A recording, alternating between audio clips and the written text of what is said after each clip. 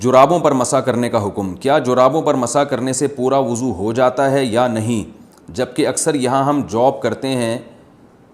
Job کرتے ہیں وہاں بار بار جوتے اتارنا یا جرابیں اتار کر پاؤں دھونا مشکل ہوتا ہے۔ خرم صاحب کویت سے۔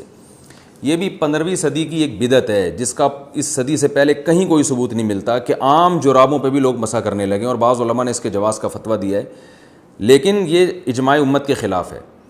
چاروں اماموں کا اجماع ہے کہ موزوں پر مسح کے لیے کچھ شرائط کا پایا جانا ضروری ہے، اور ان چاروں فقہ کے نزدیک یہ جو آج کل جو ساکس ہم پہنتے ہیں ان پر مسح بالکل جائز نہیں ہے۔ اس کی بڑی وجہ یہ ہے کہ جتنی احادیث، قرآن نے سب سے پہلے پاؤں دھونے کا حکم دیا ہے، اور یاد رکھیں جب قرآن میں کوئی حکم آتا ہے تو اس حکم سے اختلاف کرنے کے لیے کوئی بہت مضبوط اور واضح دلیل ہونی چاہیے۔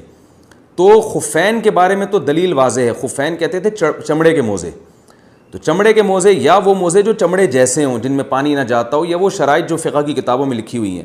تو قرآن نے چونکہ پاؤں دھونے کا حکم دیا، اگر قرآن میں حکم نہ ہوتا پھر ہم کہیں سے بھی کوئی بھی روایت ملتی ہم لے لیتے، لیکن قرآن نے چونکہ پاؤں دھونے کا حکم دیا ہے واضح لفظوں میں، تو اب وہ متواتر قطعی ہے، اس سے انحراف انہی خاص شرطوں کے ساتھ کیا جائے گا جن پر بالکل واضح اور صریح احادیث موجود ہوں۔ تو واضح اور صریح احادیث صرف خفین کے بارے میں ہیں، اور خف عربی میں کہتے ہیں یہ جو چمڑے کے موزے ہوتے ہیں ان کو خف کہا جاتا ہے۔ اسی طرح بعض لوگ کہتے ہیں کہ جورب کے بارے میں، جورب بھی حدیث میں آتا ہے کہ نبی صلی اللہ علیہ وسلم نے جورب پر مسح کیا۔ یاد رکھیں نبی صلی اللہ علیہ وسلم کے دور میں یہ والے جورب تھے ہی نہیں۔ یہ جو ہم موزے پہنتے ہیں نا بوٹ کے میں، جس سے جو پہلے بوٹ میں یعنی جو پہلے اوپر بوٹ پہنے جاتے ہیں جوتے اور اندر جو باریک موزے پہنے جاتے ہیں، یہ نبی کے دور میں تھے ہی نہیں۔ تو نبی ان کے بارے میں فرمائیں گے کیسے؟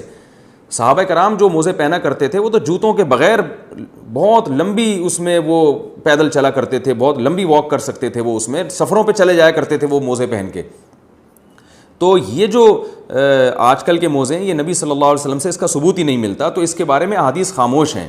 تو اس لیے اس کے بارے میں یہ فیصلہ کرنا کہ اس پر بھی مسح جائز ہے یہ کسی بھی حدیث میں نہیں ملتا، کیونکہ جورب کا جو تذکرہ حدیث میں آتا ہے تو جورب خفین کو بھی کہا جاتا ہے، یعنی جو جس کو خف کہا جاتا ہے نا، جو چمڑے کے موزے ہوتے ہیں یا چمڑے ٹائپ کے موزے ہوتے ہیں، تو جورب اس کو بھی کہا جاتا ہے۔ تو آپ جورب سے یہ والے جورب مراد لے لیں، یہ کسی امام کا مذہب نہیں ہے، نہ اسلاف میں سے کسی ایسے امام سے ثابت ہے جن کی امت میں اتباع کی جاتی ہے۔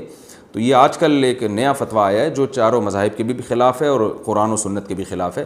اس لیے ہماری رائے میں اگر امام نے ایسے موزوں پر مسح کر کے نماز پڑھائی تو وہ نماز ادا نہیں ہوگی، آپ کو نماز لوٹانی پڑے گی۔ میں اس پر انشاءاللہ مزید ڈیٹیل سے کسی اور وقت میں مزید جو ہے وہ تفصیل سے میں بیان انشاءاللہ ریکارڈ کرواؤں گا، فی الحال اتنا ہی کافی ہے۔